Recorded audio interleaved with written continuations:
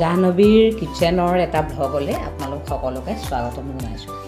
আজি আমাৰ দুপৰীয়াৰ সাজত মই এবিধ নতুন বস্তু ৰান্ধিবলৈ লৈছোঁ।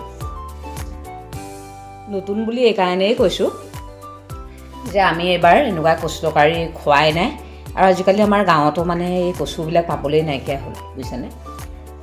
কিন্তু আমি কচু খাব লাগে, কাৰণ কচুটো আমাৰ স্বাস্থ্যৰ পক্ষে ভাল।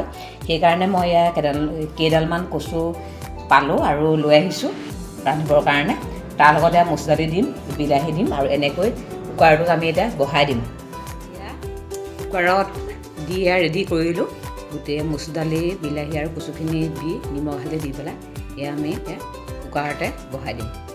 আৰু মোৰ কাৰণে বাচমতি চাউল কেইটামান তিয়াই থৈছোঁ। মই কচু তেনেকৈ নাখাওঁৱেই, সেইকাৰণে মই অকণ বেলেগ ষ্টাইলত ৰান্ধি খাম ভাতটো, আৰু আমাৰ মানুহজন আৰু মাৰ কাৰণে বেলেগকৈ ভাতটো ৰান্ধিব লাগিব। মাকে চব্জি কাটিবলৈ লগাই দিছোঁ, কবি আৰু আলু। এয়া কচু তৰকাৰী ইতিমধ্যে উতলি আছে। এয়া কালাৰটো কি ধুনীয়া আহিছে চাওকচোন। বিলাহীও দিয়া হৈছে যে, খাবলৈও নিশ্চয় মজাই হ'ব বাৰু। এইপিনে ইয়াতে ভাজি বহাই দিলোঁ, কবি আলু ভাজি, আৰু এইপিনে ভাত বহাই দিছোঁ দেই। আমাৰ ল'ৰাই অকলে অকলে ভাত ধেমালি খেলি আছে। কি কৈছা, কি বহাইছা এখন হয়? দালি আৰু ভাত কোনাই? ভাতো খুৱাই দালিও খুৱাই আনে ল'ৰা। খেলিবৰ লগ নাই দেখি অকলে অকলে খেলি আছে আৰু কি কৰিব। আপোনালোকক যে দেখাইছিলোঁ বাচমতি চাউল কেইটামান তিয়াই থৈছিলোঁ, আৰু সেয়াই মানে পোলাও নিচিনাকৈ বনাইছোঁ।